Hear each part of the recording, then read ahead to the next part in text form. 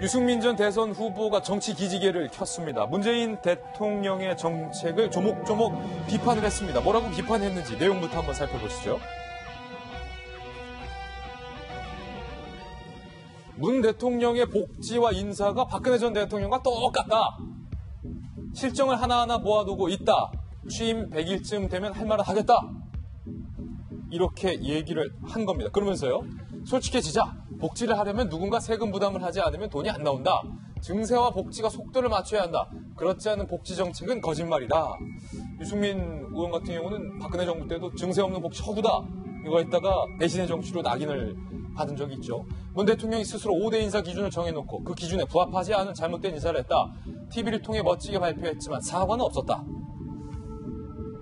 작심 발언을 한 건데 김병민 박사님, 어제 김무성 전 대표와 유승민 전 대선 후보가 나란히 공식석상의 모습을 드러낸 거죠. 네, 어저께 무슨 행사가 있었냐면은 이 바른정당 부산시당 한여름방에 토크쇼가 있었던 겁니다. 여기 이제 유승민 의원이 전 대권주자이기도 하고 바른정당 입장에서는 상징적인 인물이기 때문에 모처럼 와갖고서는 여기에 참여했던 건데요.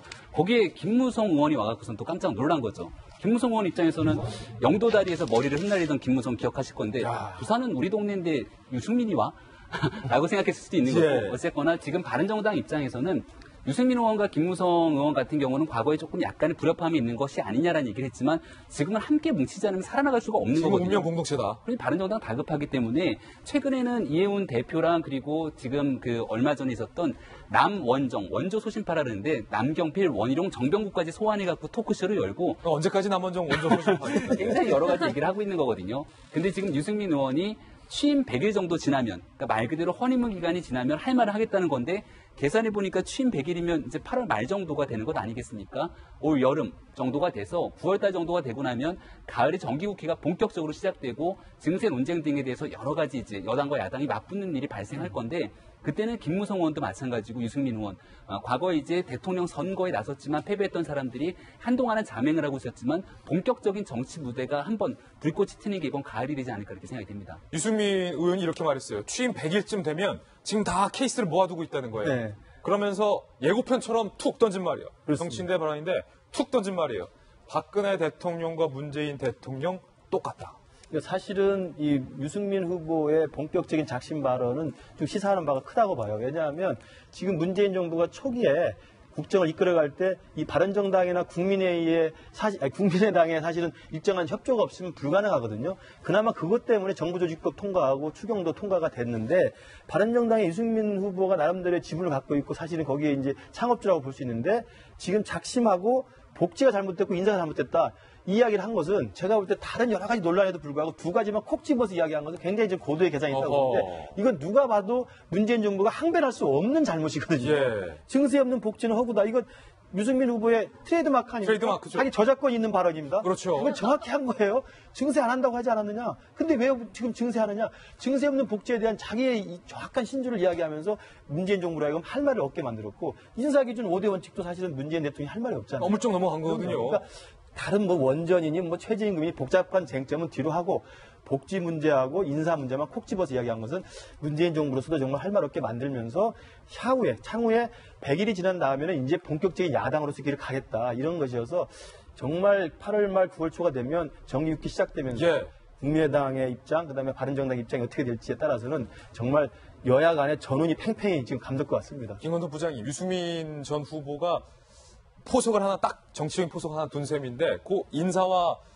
세금 문제만 콕 집어서 했다. 근데 그 비유가 지금 정권이 적폐다라고 규정을 한 인물과 똑같다라고 말을 한 거니까 사실은 되게 기분 나쁠 것 같아요. 그러니까 박정부와 똑같다. 이거 엄청난 비난이고 어찌 보면 그렇죠. 이거는. 그런데 복지하고 인사가 똑같다 이러는데 저는 조금은 박정부하고 다른 것 같아요.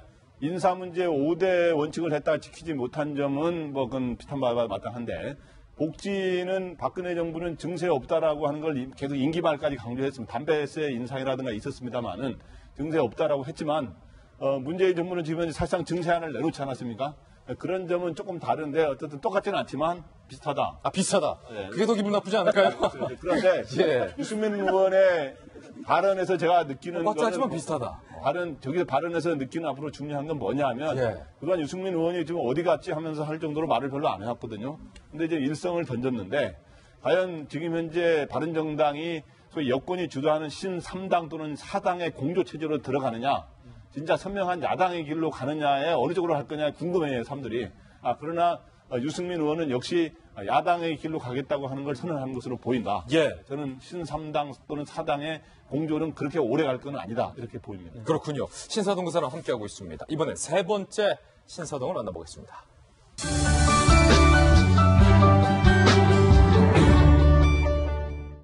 1,000만 원 이하의 빚을 못 갚는 사람들, 10년 이상 못 갚는 사람들의 그 빚 100% 전액 국가가 대신 갚아주겠다. 정부가 이렇게 발표했습니다. 들어보시죠. 내달 초까지 공공부문, 민간부문의 소멸시효 완성 채권은 신속하게 정리하도록 하겠습니다. 그리고 국민행복기금, 금융공공기관, 대부업체 등이 보유한 장기 소액연체 채권에 대해서 상환 능력 평가를 전제로 해서 신속한 채무자 재기 지원 방안을 마련하겠습니다. 그 심사를 통해서 상환이 어렵다고 보여지는 계층에 대해서는 과감하게 그 인원 숫자에 구애받지 않고 최대한 채무 정리를 도와드리도록 하겠습니다. 장기 연체자 80만 명의 빚을 국가가 대신 갚아주겠다. 탕감해주겠다. 어제는 제1야당이 담배값, 담배세를 인하하겠다라고 밝히더니 오늘은 정부가 80만 명의 빚을 탕감해주겠다 이렇게 밝혔습니다. 다 좋은데 문제는 이 돈 어디서 끌어오냐 이게 문제입니다. 정성윤 의원님, 손은 누가 키우고 이 돈은 어디서 다 충당합니까? 구분해서 봐야 될 것 같아요. 그 80만 명 중에서 40만 명은 국민행복기금이 이미 매입해서 가지고 있는 거거든요. 그러니까 그동안 예산에서 반영이 돼서 이제 이 채권을 소각만 하면 됩니다.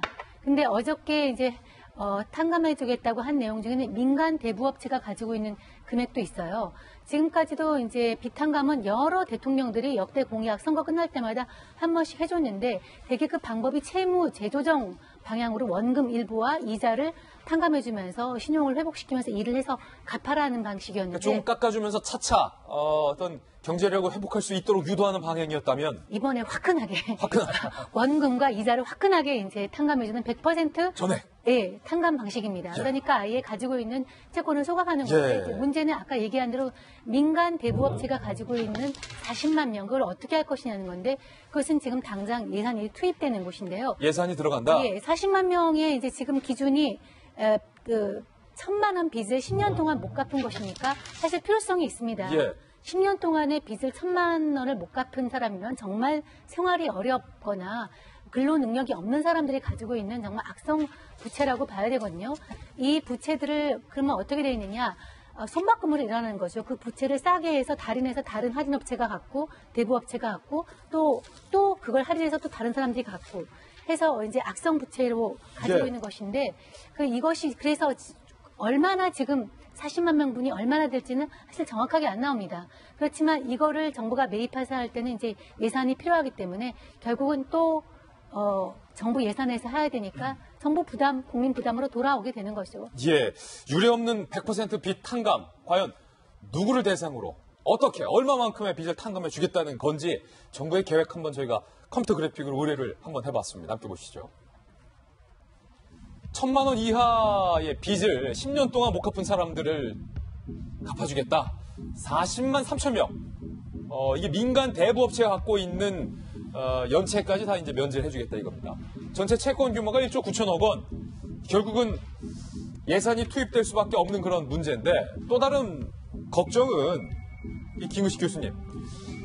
아까 중앙일보 기사 제목이 야 나도 이참에 그냥 좀 버텨볼까? 갚지 말고 도덕적 해이 뭐 이런 것도 우려되고 있어요. 우선 정 의원님 말씀하신 이제 예산 수요가 크기 때문에 이 부분을 어떻게 또 충당할 것이냐 문제도 있지만 더 큰 문제는 실제로 빚을 이렇게 전액 100%를 탕감을 해줬을 때 그러면 형평성의 문제가 제기될 뿐만 아니라 이것들이 주기적으로 반복될 경우는 그러면 또 내가 10년을 버텨보면 또 갚아주지 않을까라는 아까 말씀하신 도덕적 해이를 이제 조장할 수 있는 측면이 있거든요. 그래서 저는 이 부분에 대해서는 조금 더 물론 이제 금융위원장께서 발표를 했기 때문에 구체적인 이제 정책을 시행해 나가는 과정에서는 아마 구체적인 시행 규칙 같은 거라든지 엄격한 기준을 만들 거라고 생각이 드는데요. 몇 가지 기준이 있어야 한다고 봅니다. 첫 번째는 실제로 이 사람이 그 대상자가 1,000만 원 정도의 이 빚을 갚을 능력이 전혀 없는지를 정확히 따져야 됩니다. 예. 사실 능력이 있음에도 불구하고 안 갚는 경우도 있거든요. 이 부분을 정확히 기준을 만들어서 섬세하게 다 따져봐야 되고요. 두 번째로는 저는 이 기준을 좀 말씀드리고 싶어요.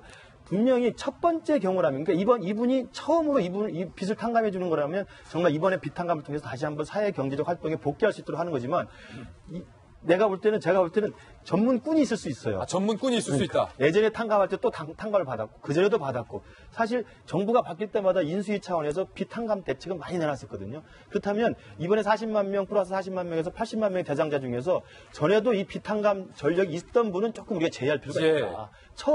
그야말로 처음으로 빚 탕감의 혜택을 받는 사람이라면 그것이 그분한테 경제 능력을 재활시킨다는 의미에서 의미가 있지만, 그렇지 않고 전문적으로 이걸 활용하는 분이라면 도덕적 해이가 있기 때문에 그 부분은 좀 엄격하게 구분할 필요가 있다. 그 다음에 또 한편으로는 10년 지난 걸 1,000만 원짜리 탕감해 주면 이 다음에 그 빚 탕감에 의해서 다시 경제 활동을 할 수 있잖아요. 그러면 돈을 벌 수 있잖아요.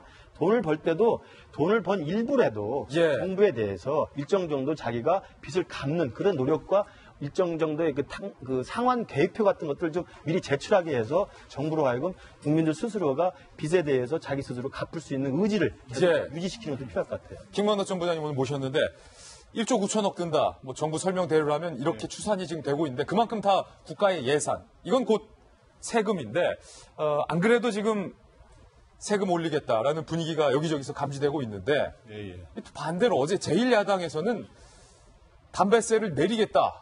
오늘은 빚을 탕감해주겠다. 이 돈은 다 어떻게 합니까?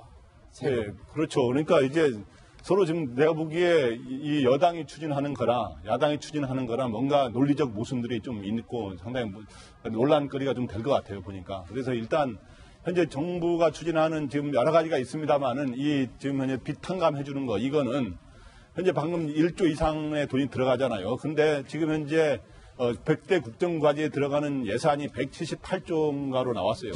근데 이번에 추미애 대표가 제시한 안에 따라서 소위 증세를 할 경우에 더 거둘 수 있는 돈이 연 3조 8천억밖에 안 되거든요. 그렇군요. 그래서 그거 말고도 그러니까 이번에 제시한 거 말고도 결국에는 다른 추가 증세 방안들이 계속 순차적으로 도미노식으로 제시되는 거 아니냐 하는 게 야당의 의구심인 거예요. 그런 와중에 또 야당은 오히려 또 증세를 하는 게 아니라 오히려 담배세를 내리자 그래가지고 담배세 내리고 또 유류세를 또 인하하자 이렇게 하면 또 12조를 줄이자라고 또 주장하고 있어요. 그럼 오히려 더 깎자는 건데 본체 이런 예산들을 이 많은 지금 현재 계속 문재인 정부가 제시하고 있는 소위 이 어려운 사람들을 위해서 돕자고 하는 그런 건 좋은데 예산은 과연 어떻게 마련할지 그런 게 굉장히 이제 의문스럽고 궁금하게 되네요. 자, 과연 이 재원 마련 어떻게 재원 마련을 할지 그 방안도 좀 더 구체적으로 살펴봐야 될 것 같습니다. 내놔야 할 것 같습니다.